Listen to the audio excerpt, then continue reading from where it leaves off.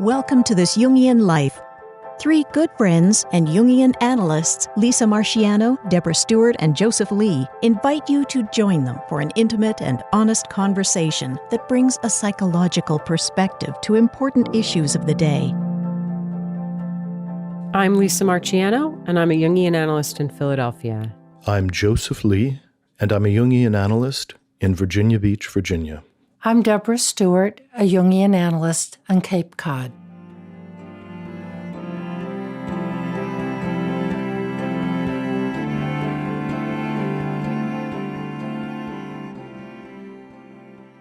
It's essential for meaning.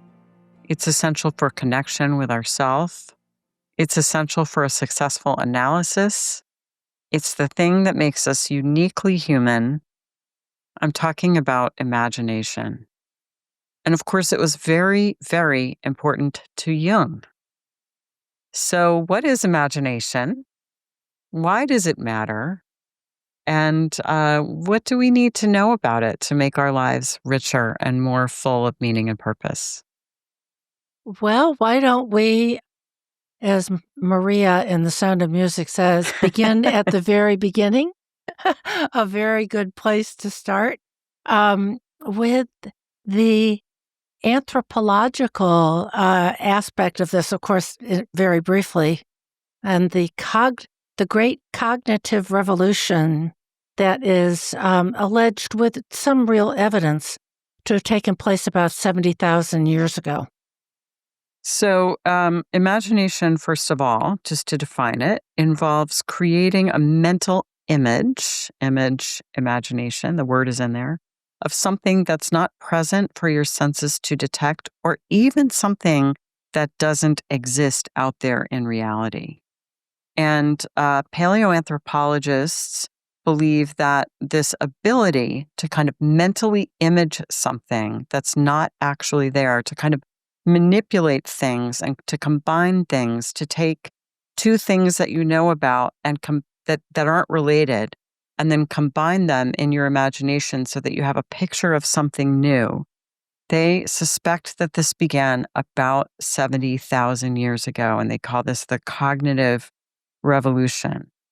So to kind of create anything at all, whether it's a stone tool or a spaceship, you have to be able to imagine it. You have to see it first. You have to be able to visualize it and have an idea about it. So this ability to manipulate objects in the imagination, to come up with new ideas, it's incredibly generative, by the way, imagination. It creates something out of nothing. More on that later, perhaps. But scientists say that what's required for this is something that they refer to as prefrontal synthesis, which is the ability of the prefrontal cortex to control the rest of the neocortex. And they suspect that this didn't develop until about 70,000 years ago. So as I understand it, it's a little bit above my pay grade, but as I understand it, artifacts made before then wouldn't require that kind of creativity. For example, there might be like a very crude stone tool, but it would sort of like be an impulse to pick up a stone tool and throw it at an animal or something like that. After 70,000 years, we start seeing bows and arrows. We see combined objects like a lion man. We see buildings. All of these kinds of things were new creations that must have sprung from a mind that was capable of imagination. Yeah, I think that's, these are the inferences that we can make from the evidence of such creations, that ideas are starting to happen. People are putting things together.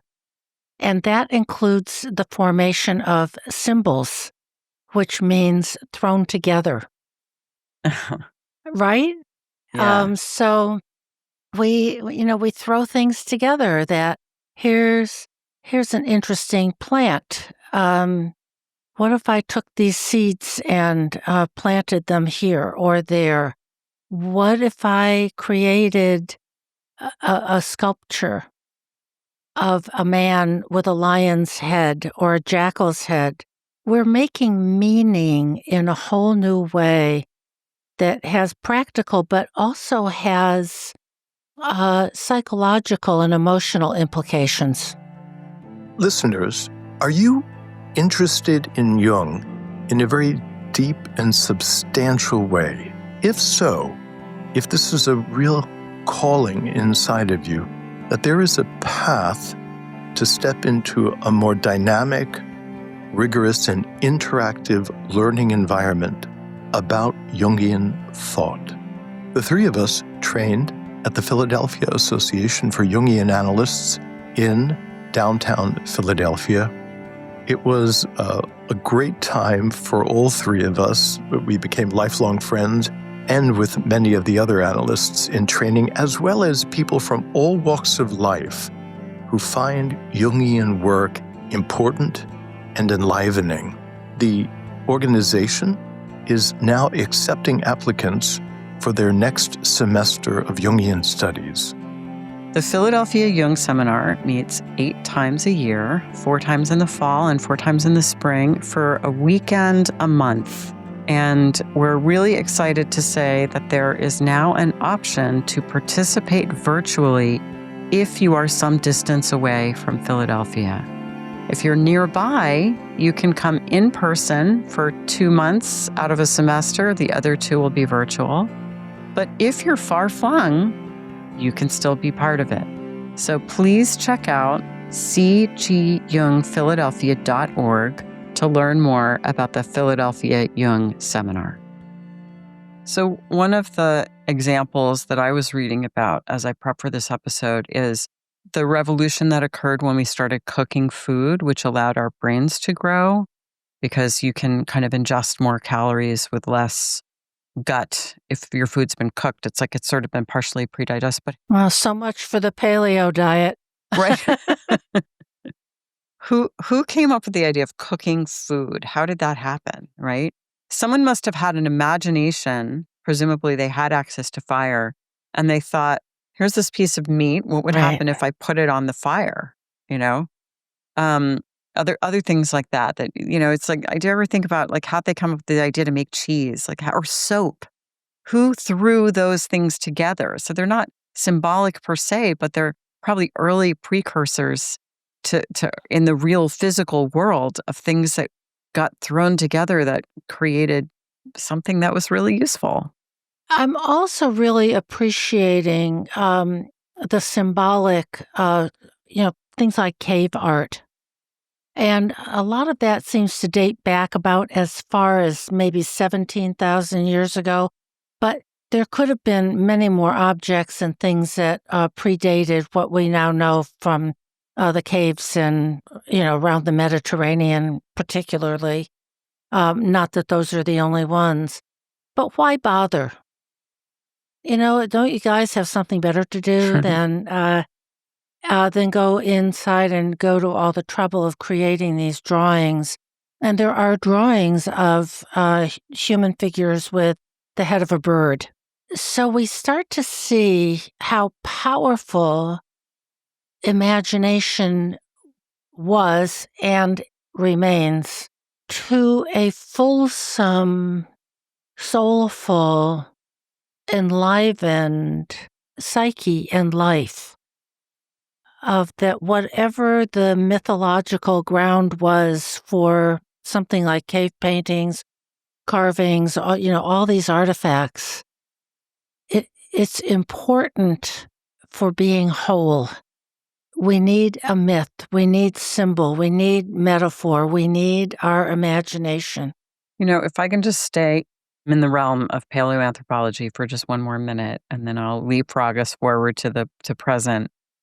I haven't seen anything written about this, I don't think, but I have to assume that part of the evolutionary advantage of being able to imagine is that you could essentially run simulations. If you can imagine, you can create a hypothetical scenario in the future. You can think about the future.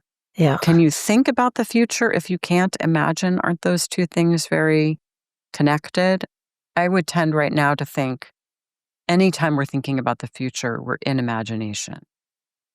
And if you didn't have that capacity, every situation that you faced, you would be responding as you were in the present with knowledge that you have from the past. So you could certainly learn from the past, but to be able to project forward something that might happen, that is pretty powerful. So if you behave in this way, how might the other members of the tribe react? You could have an imagination about that. Even before, language, you could have an image of that. So you could think about that in a way through imagination. And this is the leapfrogging part. I mean, I think that is still a very powerful capacity for each one of us. And sometimes we don't use it that well. Sometimes I'll have someone come in, be an analysand and say, I don't know, I'm just going to make up a scenario. I'm really angry at my boss. I want to give my boss a piece of my mind. I think I'm going to go in tomorrow and tell her what I think. And sometimes you can say, well, how do you think that would go? I'll say a lot of times in treatment, I'll say something like, let's do a thought experiment. Let's be in the sandbox together. And what would happen if you said those things to your boss? Mm-hmm. And if you let yourself run those scenarios, a lot of times you'll go, oh, well, that's probably not a good idea, because if I say it like that, it's probably going to really piss her off. However, I might be able to say it like this and she could receive it. So it's an incredibly powerful tool in our toolbox, even today, for navigating the social world or any aspect of our outer lives, actually. And we don't always use it as much as we should. What I'm thinking about, the way I'm kind of putting a frame around what you're saying, is imagination is one way that we build a strong, well-adapted, flexible ego that is tethered to reality. What do you think will happen if Right. you go into work tomorrow and rip into your boss? Brings me back to my first professional career as a special ed teacher working with adolescents. And it was very hard to get them to imagine, what do you think will happen if you don't pass English? What do you think summer school would be like? What do you think will happen if... Because those are challenging kinds of realities. And so I'm kind of hypothesizing here that the first way we use imagination is pretty well tethered to likely outcomes, imaginable realities of, if I do this, this is what's likely to happen. If I do that, maybe that won't turn out as well.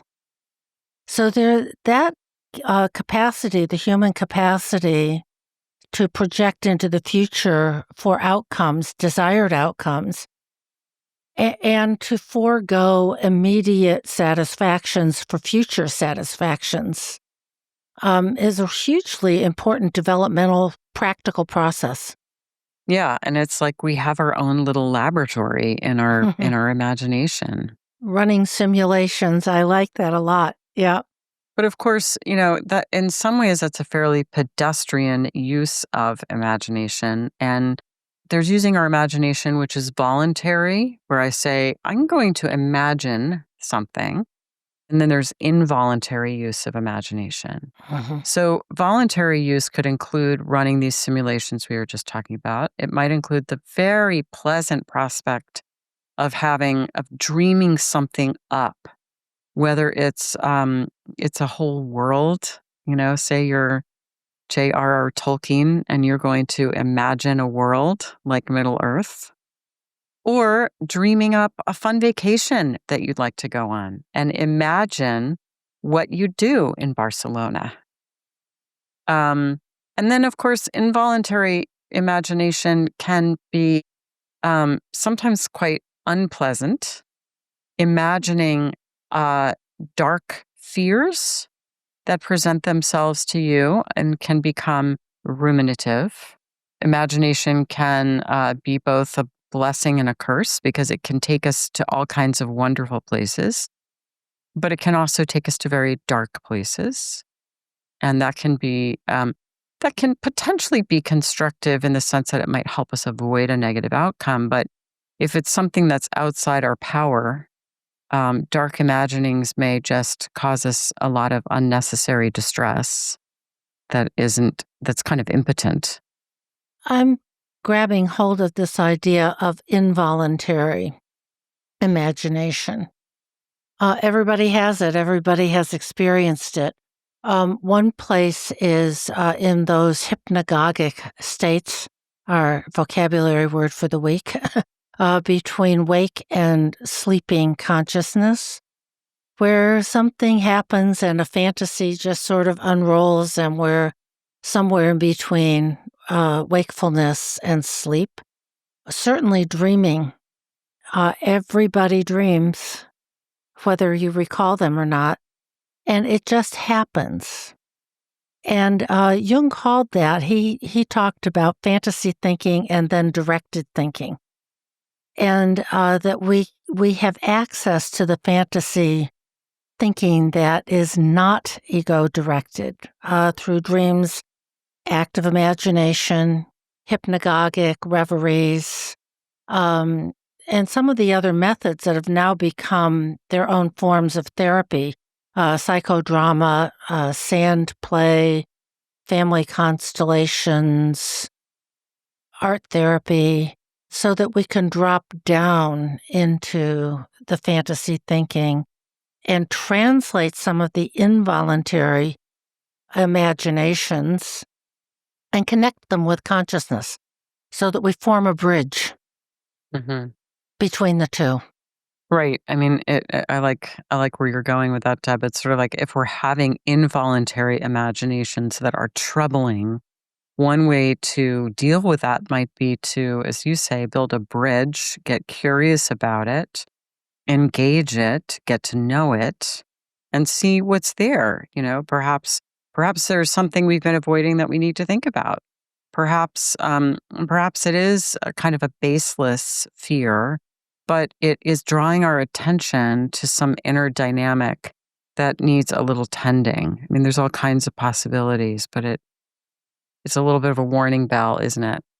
And as you said, imagination gives us access to that because imagination is about image. So it might be something that we call a nightmare, or it might be, some kind of a phobia or fear. But there we have images to work with that gives us access to it so that we can personify it, giving it an image so that now we can engage it and build that bridge.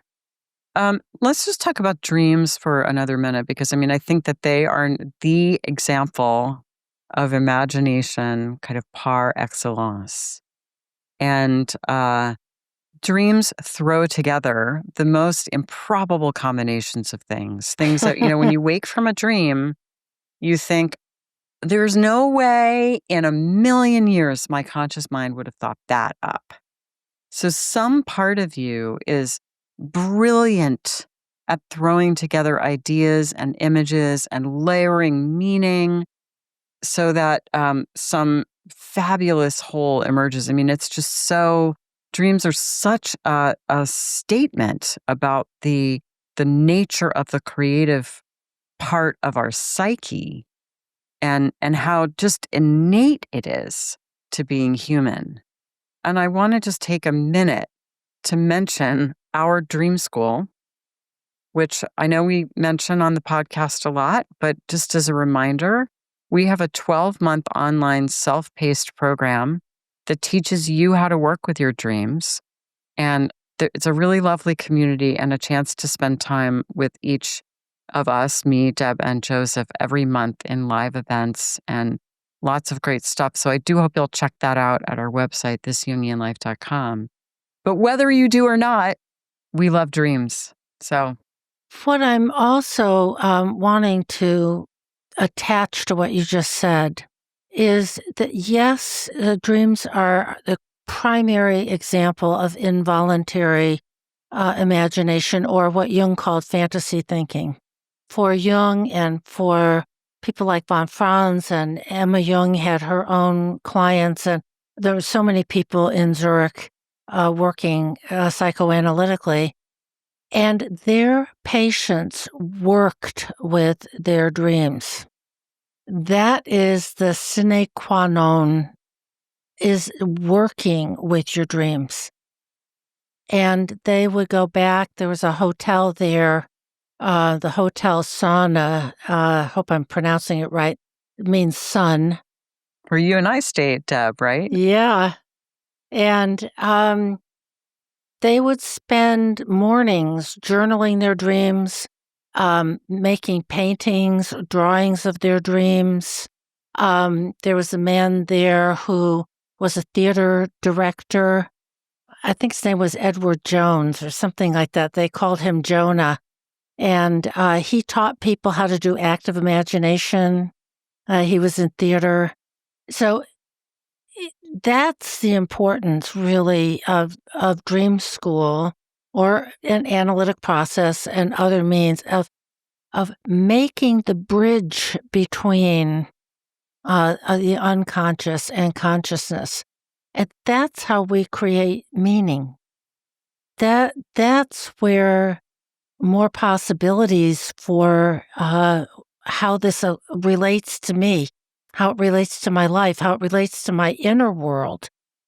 That's how we get to know where we're going, and to translate raw unconscious process by mediating it into consciousness and lived imagination. Now I can actually really imagine. I can imagine doing that. Or I have something new to think about. There's a new source of meaning. I just realized something. This dream, and I worked with, and now I realize, I really need to fill in the blank. It is enlivening, and unless we bring it forward, it does not give us all the potential that it offers. Right. So really taking it seriously. The other thing about imagination is it's very difficult to do something you haven't imagined. I don't think it's impossible, but I think it's very difficult. And I think that this is why visualizations can be powerful, is because it may be that you want to do something, but you don't have a mental image of doing it. And when you create that for yourself, it just opens up pathways. And I'm going to give you a rather embarrassing example in a minute. Can't wait. Yeah. I'm going to really tell on myself.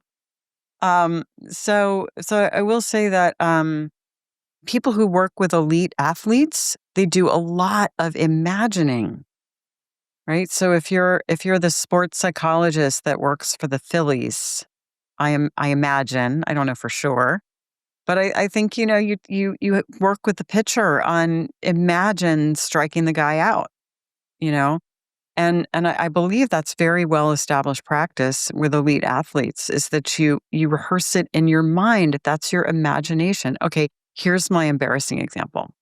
When I was in social work school a very long time ago, when I was very young, and it was a long time ago, for one of our classes, they wanted to make us more comfortable talking about sex and sexuality. So the assignment was to go to a sex shop. So I went to graduate school in New York. Okay. So, and this would have been back when it wasn't so common, when sex shops were, sex toy shops were a little harder to find. And it was so long ago. It was so long ago. But I found that I felt like I can't do that, So I wrote the paper. You had to talk about your experience. I made it up. Okay. Because I was like, I felt like I couldn't do the assignment. So I imagined going to a sex shop, and I wrote a paper about my imagined experience in the sex shop. And what I asked about, I know, like you had to like talk to the owner and ask questions about the toys and that kind of thing. So I did that in my imagination. And then do you know what? A couple months later, I had an opportunity to go into a sex shop. Can't remember why. And I was like, oh yeah, sure. Because I'd done it in my imagination. Right. And I was like, oh, that was a really powerful learning moment. I didn't mean to try to pave that path, but that's exactly what I did by having that encounter in my imagination first. So here's a tip. If there's something that's difficult for you to do, if you need to do something that's difficult, I mean, I don't know, what comes to mind immediately is going to the DMV to renew your license, which is not as much fun as going to a sex toy shop. One way to make it easier might be to imagine it first, and then you've created a kind of a cognitive pathway. So there's my embarrassing story about the power of imagination. I also want to maybe take a bit of a dogleg turn into the connection between imagination and myth and meaning. You found my story rather too prosaic, didn't you, Deb? You want to take it somewhere a little deeper. Actually, that's very funny.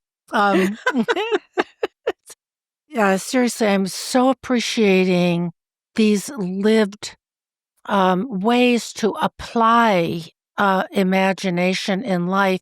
And we often do stuff maybe without really appreciating exactly the value of the process. So I like bringing it so forward as to go ahead and rehearse it. Go ahead and imagine it. The ego has access to this, and it's useful. And I'm thinking, this is a layer of the psyche that is pretty close to consciousness. That isn't all that hard to access. We can build much more of an intention around it.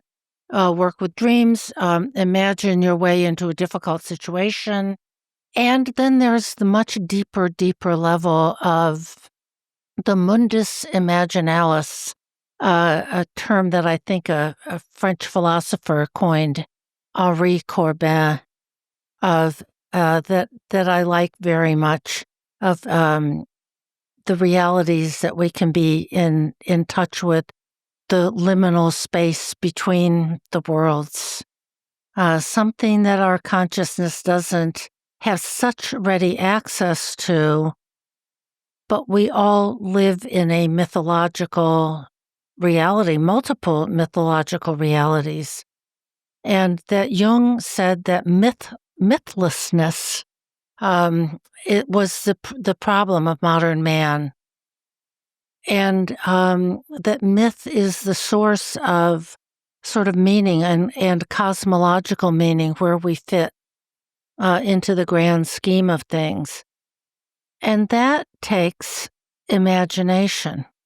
That takes something deeper and that is beyond just an individual's storehouse of instincts and memories and psychic material.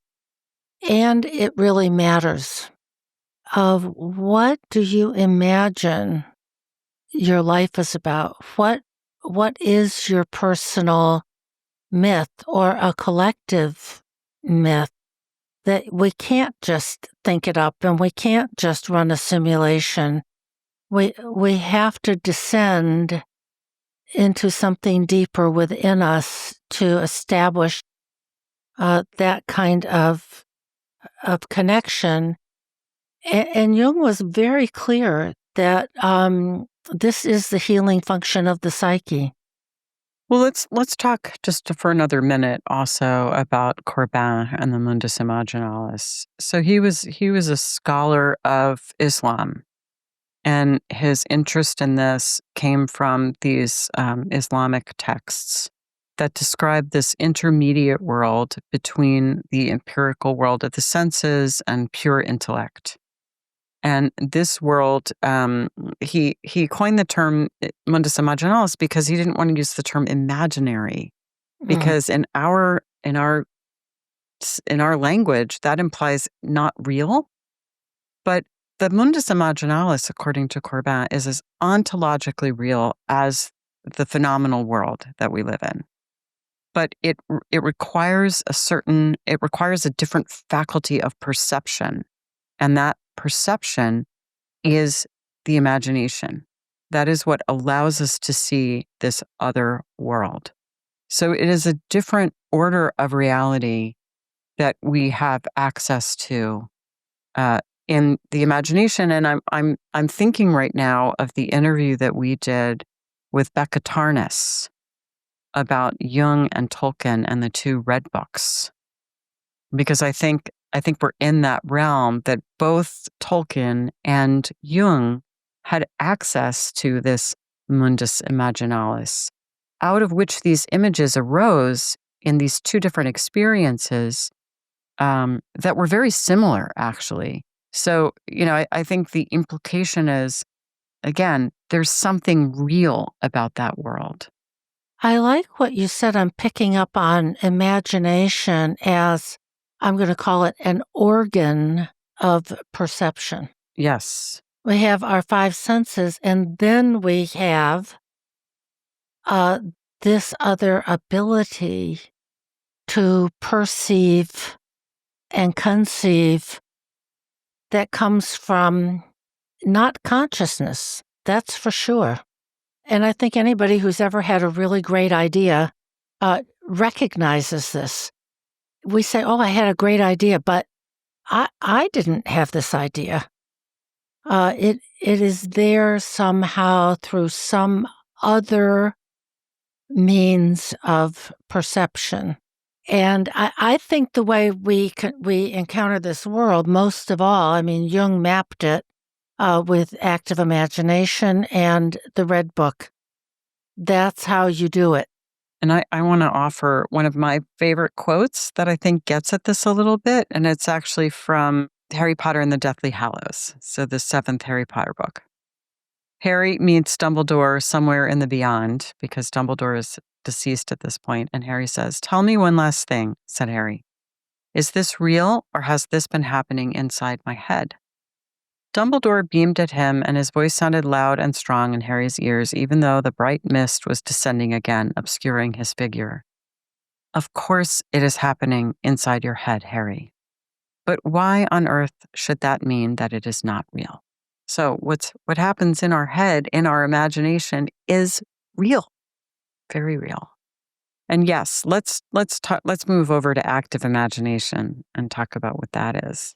I love that quote because what it says is how much bigger and deeper we all are than our conscious waking ego consciousness can ever perceive. And who would want to miss that? Who would want to miss a conversation with Dumbledore or your own capacity to have experiences and be surprised? I think that is, we haven't talked about surprise, but I think that is an enormous part of imagination, is the me and not me. I didn't think this up. I had an experience that I didn't create. And like Harry, of course it happens inside me or you. And there is a whole reality to that. Right, which Jung experienced when he let himself drop. And there he dropped into the unconscious, and there he met Philemon and Salome and these figures from his dreams. And of course, it's all cataloged in the Red Book with these incredible drawings that he made. It was encounters in the imaginal world, and it changed him forever. And the wisdom that these figures had were not the wisdom that the conscious part of Carl Jung had. And I see this with my analysans who are very skilled at active imagination, and I have a few of them. It's remarkable. I mean, their inner figures show them things, reveal themselves, share wisdom that is not it's not coming from the conscious personality. It's an astonishingly, I think, moving experience to have something come to you in active imagination.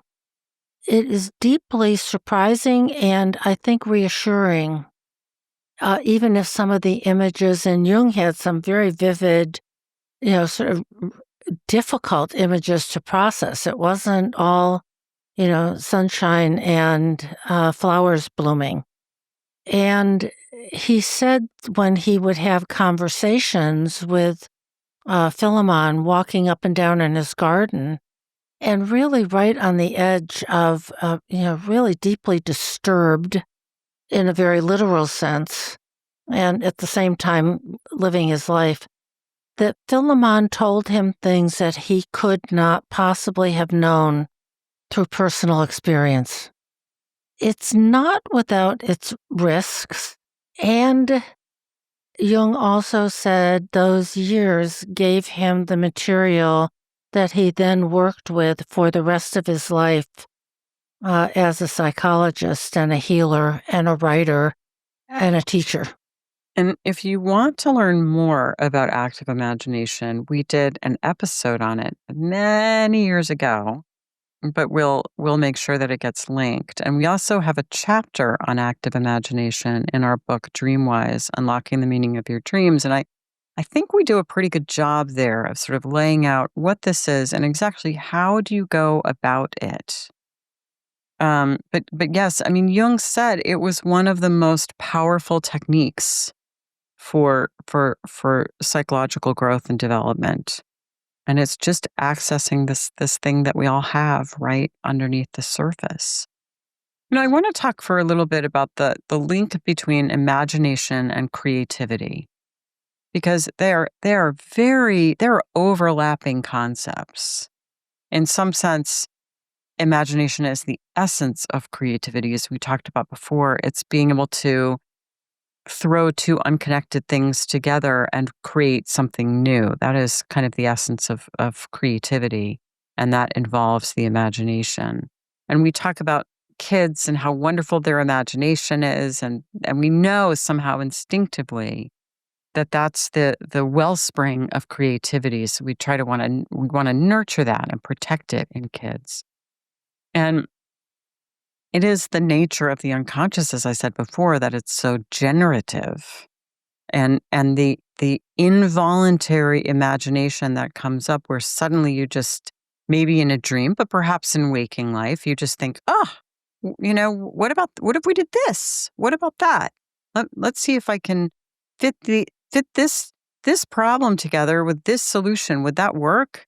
And that's imagination, that's creativity. So they're very close. And I want to say one more thing about it. I think another way where they overlap for me is this idea about creating something from nothing, right? That is what imagination does.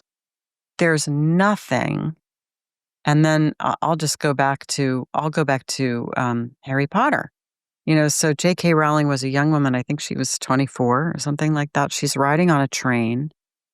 And all of a sudden, her imagination blurts out this image, a young boy going to wizard school. And I believe she started writing on the train. She just had this image. And if you can think about it, there was nothing, this didn't exist, and her imagination created this incredible worldwide phenomenon that now, has all of these, there's the books and the movies and the theme parks and the TV shows and all of this. So imagination has the capacity to create something from nothing. And that is an echo of creation stories around the world. That's great. That is an echo.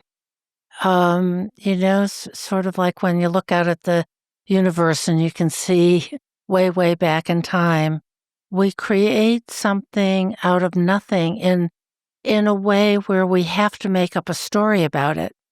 Was there a cosmic egg? Did a little bird fly down to the depths and bring back a piece of mud from which the world was created?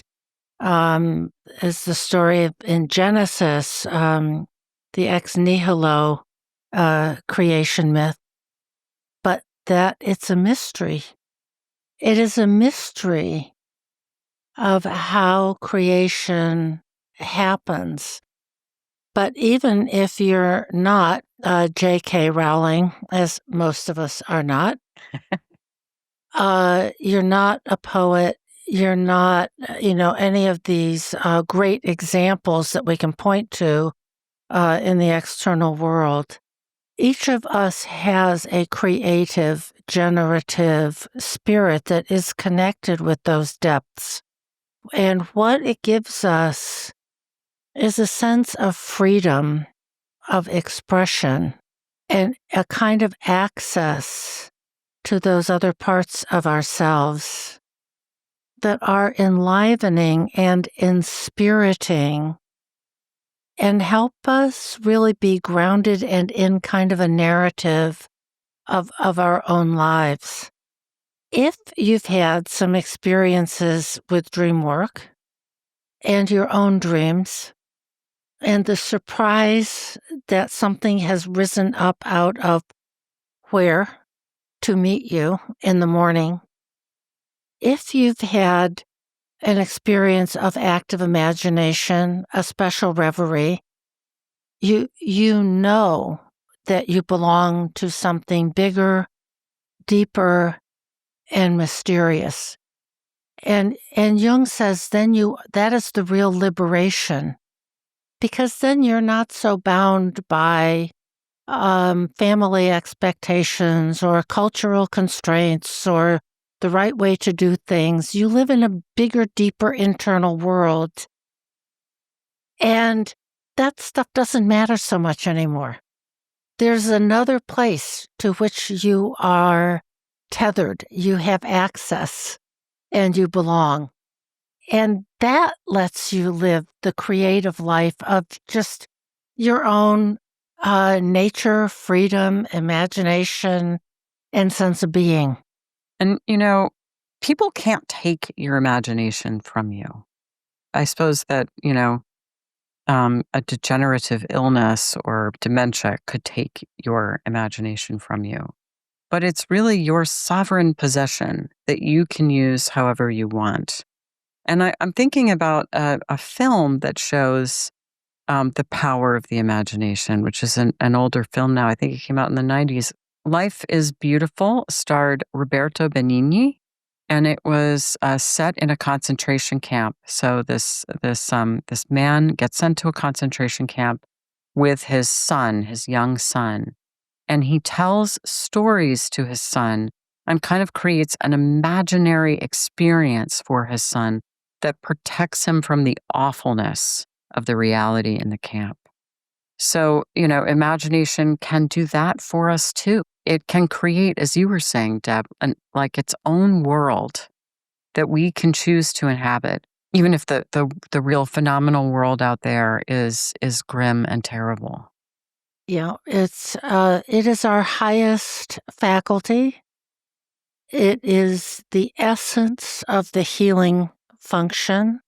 It is liberating, not that we're ever totally free and easy, but it liberates us from a lot of our neuroses, fixations, cultural constraints, etc., because we have access to something more that we get within ourselves, but it seems to come from somewhere else as well. There are things that we did not create. The thing it gives us access to is big and deep and old. And it's a stream that is fed by the collective unconscious.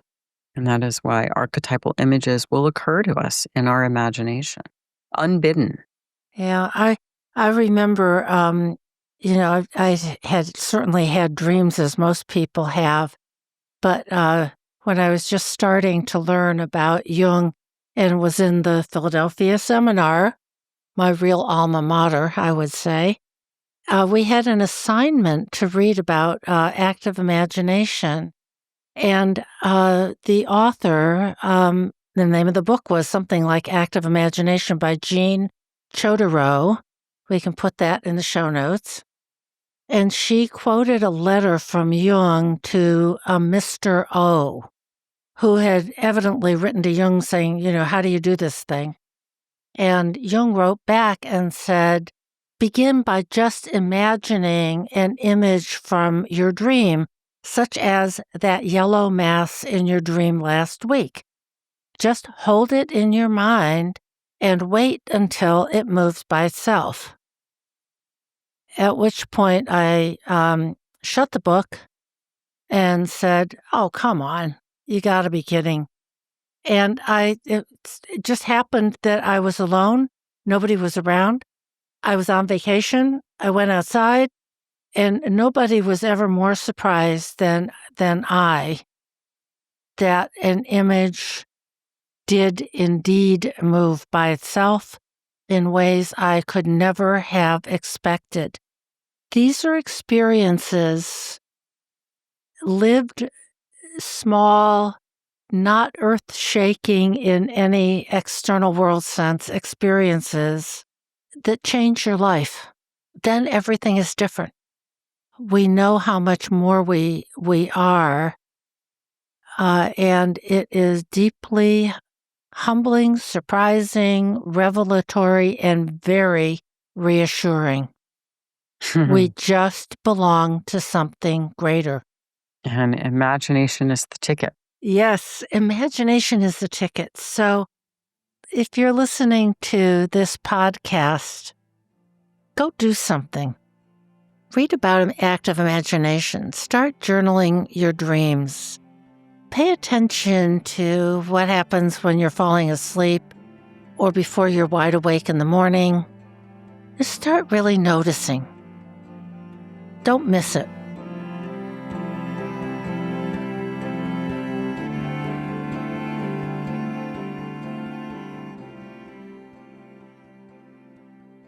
Our dreamer this week is a man. He's 35 years old, and he works as a housing worker and a musician, and has titled his dream, A Meeting with a Music Lawyer. And here's the dream. It's evening, and I'm in a bar with high ceilings and glass walls. I'm here to meet a music lawyer named Sarah Falwell. She's wearing a pink blouse and has long brown hair and glasses. We start on the top level of the bar on an outdoor balcony. I'm holding a black and white electric guitar. My usual guitar in real life is all white. I ask Sarah if she's heard this one and proceed to play one of my older songs that I don't normally play. It feels a little risky. It's an emotional song. In the lyrics, I'm metaphorically a bird soaring high, flying away to somewhere better. Happily, she likes it, as do the people on the patio. We go inside and descend to the main level. She tells me what we need to do to progress with my music career. It's all very practical. She uses phrases like market exposure and has some gigs she's going to set me up with. She is calm and friendly, and I innately trust her. She seems very well connected and knowledgeable. Finally, we descend to the lowest level, which is underground. As we do, I ask her if she knows about my past. I describe the brief success I had when I was young. She listens, then says, "Okay, and why were you successful then?" "Because you had a deal, the right market strategy, etc., and that's what we'll do now." Then I woke up. So for context, he says, when I was a late teen, I had some success with a band I had started, which I then broke up. Since then, I've taken other jobs but have still kept playing music, which I consider to be my true calling. The day before I had this dream, I got notice that the service I provide for my job, which helps people find housing, will be canceled by the state as soon as possible due to fraud from some of the companies who provide it, meaning I will have to change jobs very soon. The main feelings in the dream, he says, are excitement at meeting this person and the opportunity they represented, a sense of freedom about playing whatever I wanted to play, and then validation about it being well received. And he adds, during my younger years, I had dealings with many music executives of different kinds. They were all male and I disliked almost all of them. So I associate music execs with negativity. I associate the guitar with my passion, creativity, hope, and love. It's my favorite thing. I associate bars mainly with music, as that's usually why I go to them, to play shows. So I really kind of love this dream. And it's one of those dreams where I think I have a hit on it. So first of all, I want to bring up one detail which supports my hypothesis, was that in real life, his guitar is all white. And in this dream, it's white and black. So somehow the dream guitar is able to incorporate, well, there's a little yin-yang thing going on there. Yeah. And I want to say, what I'm going to say is I think the dream guitar can incorporate something that's a little, that's more earth, that's a little earthier, that's a little heavier. The white and black, that's the meaning I'm going to ascribe to it. I love the fact that they're descending. They're in this beautiful place, but they keep going down, and then at the very end, they're underground. I think it's an incredibly positive dream, actually. And what I suspect is that he has a real kick-ass anima who happens to be very practical. And if the anima represents our unlived potential, it may be that he's focused on developing his creativity in his life. The unlived potential exists in this practical realm, but she is showing up, and boy, does she have a plan. She has a plan. My quick hit on the dream, and I just want to build that out for a sec. Yeah. You had a hit, I had a hit. For listeners, pay attention when you have a hit. Just notice, like, boom, what was that about? I felt a certain way about this dream. I really liked it. You wanted to go to the guitar. I quickly want to make the association to Jung's very famous dream about the skulls, where he was in a house and he goes from, I'm going to say, 17th century furnishings to another level, and finally he opens a trap door to a basement that is just packed earth, in which there are two skulls and bones. So this dream for me echoed that of the meaning of the descent into depths of the psyche. And then we go back to our basic processes of associations and theory and Jungian concepts and build it out. But your first quick reaction is a good place to start. I liked this dream too, and the feeling that I have about a dream is often my first way in. Everybody has a different way in, but this sense of this wonderful anima figure who is very practical. First of all, she has a name. We could be curious if we had the dreamer here about, is this someone he knows in real life? And she's wearing a pink blouse, a very feminine, typically feminine type of color. He knows, the dream ego knows exactly what she looks like. And she's a music lawyer, and I'm sure there are lawyers in the music industry, but again, there's that hint of, really practical, down and dirty, cross the T's and dot the I's and get the job done. Right. Music, lawyer. They're almost like two words that don't go together, right? Exactly. But here she is. But I like so much the dream ego's relationship with her. And we know that the dream ego can have an antagonistic relationship with a dream figure. The dream ego can run away from something. The dream ego can go and hide from something. And here our dream ego is receptive, appreciative, and moves toward her. And here's a figure of the dream imaginal world who's very much alive, wearing a certain kind of attire, and very, very practical. She's calm, friendly, well-connected, knowledgeable. So here is something alive in the psyche, an energy represented as Sarah Falwell. And he has to go down into psychic depths. He goes down, which is often associated with a kind of grounding and groundedness and access to instinct and the past.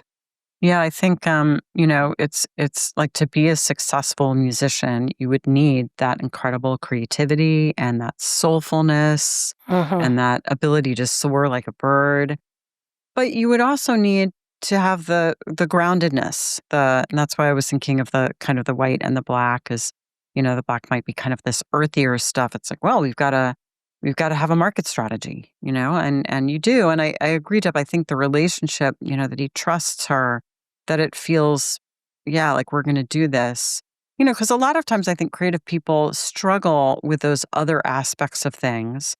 And even if they don't struggle with them practically, they often struggle with them kind of conceptually because it feels like you're selling out, So how do you find that way? Artists are often not necessarily good at self-promotion. Creative people are not necessarily good at self-promotion, and it may kind of rub you wrong to do it. But if you want to get the gift out in the world, you need to be able to do some of that. If it's in service to offering the gift, then it's very appropriate to be self-promoting. Not just self-promotion for its own sake. But I think that there's this wonderful partnership between the two of them, and as you said, it's getting kind of more grounded. It's coming down, and it feels good. It feels good, and she can appreciate his tender, vulnerable song. I'm appreciating the resonance in this dream to what we were talking about around imagination, of that creative, imaginal, generative, artistic, musical world of our dreamer. And then how is it tethered to the everyday world of getting gigs, organizing and practicing the music, figuring out, how you're going to pay people, where you're going to play. It's the connection between those ego administrative functions and the sort of the soul work of somebody who is a musician or an artist, and that there's the business of being a musician. There's the business of marriage, too, for that matter, that we always have to find a way to link the thing we love and have feeling for to who's going to pick up the dry cleaning, who's going to make the phone calls and follow up with the emails. And interestingly, his anima is the one who is sort of the more businesslike partner here. Instead of, the mysterious, magical anima woman, this dream figure says, well, why were you successful then? You had a deal, the right market strategy. That's what we're going to do now. Deb, that's such a great point, and it's a wonderful thing to lift up, is that animus is still a difficult concept, right? It's messy, and it just doesn't, But this is a great example where the dreamer has more typically feminine qualities in ego consciousness, which is he's more creative, and his anima is more typically masculine. And I hate those words because it sounds like I'm being prescriptive, like men should be this and women should be that, which is not what I mean at all. But the fact that she's the hard nose, I don't know if hard nose is exactly right, but she's, she's very linear. How about that? She's very linear. And it's true for any of us that whatever qualities we have explicitly cultivated in our outer personality, those that we haven't cultivated are often pictured in dreams as opposite sex figures. So it's a great example of the way the anima can appear in the psyche of someone who, has cultivated these values. The dream is really very encouraging because it brings the opposites together. And that's back to the guitar image. Exactly. That's just exactly where I was going. It's right there where you landed with the black and white of together. They're distinct, but they're in relationship to one another. They didn't just mush into a gray guitar. So we have both sides together, and then this dream figure together with the validation for the dream ego in the dream that he does play. He takes the risk. It's an emotional song. And he's way up there in the stratosphere. He's a bird soaring high, and people like it. That is validated. And then he can come down. And now it's time for market exposure and strategy and those things of the coming together that is kind of prefigured in the guitar image. Yes. So if I were the streamer, I would take this as a very good sign. Yep. I would embrace the practical aspects. Sounds like that's already probably happening. And the unconscious seems to be very much in favor of what you're doing musically. So you can dedicate your next album to us. Okay. Thank you, dreamer, for sharing your dream. Thanks for listening. To submit a dream, suggest an episode topic, or join our mailing list, visit our website, thisjungianlife.com. If you enjoyed this episode, give us 5 stars and a good review on Apple Podcasts, Spotify, or wherever you get your podcasts. Subscribe to our YouTube channel and make sure to click the notification bell to be alerted whenever we upload videos. And keep up with all things TJL by following us on Instagram, Facebook, X, and TikTok.